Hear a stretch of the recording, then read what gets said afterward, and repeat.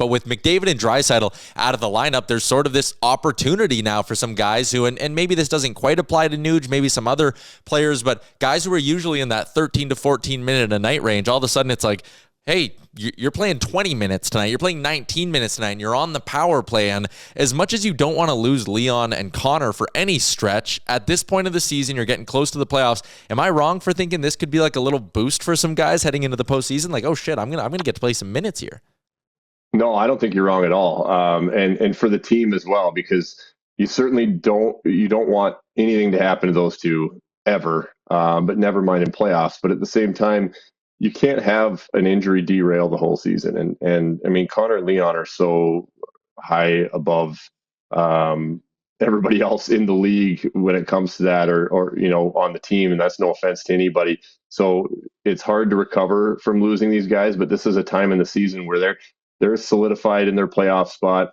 They're trying to build their game going towards the playoffs. And this is going to get guys a chance to audition for roles if something were to happen down the road, or if they need guys to step up. Not only do they still want points now, they want to continue to build, but if God forbid something were to happen to these guys in the playoffs, you don't want to just write the season off. And I think that they have a good enough team where guys can step in and show now, hey, if something does happen down the road and in playoffs, I'm your power play guy. I'm your penalty kill guy. I can do this. And this is going to be a great chance for these guys to show that and really come together too. I mean, they start rattling off some wins with those two out. It's a pretty good come together moment for the boys as well.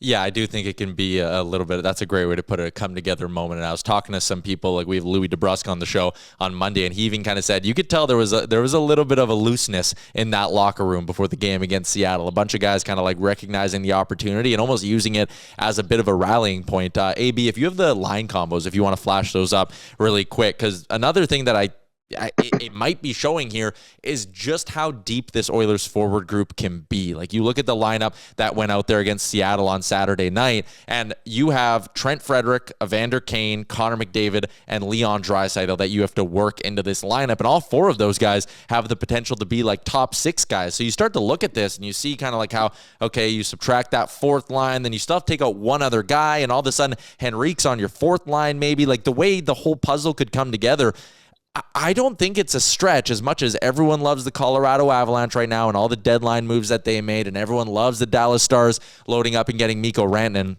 I actually think there's a case that this Oilers team has the deepest forward group in the West. Yeah, it's tough to argue, especially when you put it up there without Connor and Leon. I mean, there's guys that can move up and down and play a little bit of everything. You got lots of guys there that can play power play if they need to, kill penalties. And just play different roles. They can be checkers, but you got again another guy. You look at Nugent and Zach Hyman that just seem to get forgotten about. And just all they do is produce. But with Henrique and Skinner, he just obviously later in his career, but skill wise, a guy that can slide into a second power play unit or first if guys are going down. So. Yeah, if you look at that and you take your two main guys out of the lineup and that's still who you're putting on the ice, that's an extremely deep forward group. What's up, Nation citizens? If you like that video, then you need to be subscribed to the Oilers Nation YouTube. Podcasts, live shows, exclusive interviews, and analysis. Everything you need from your favorite voices at Oilers Nation. And you don't want to miss any of it, so hammer that subscribe button.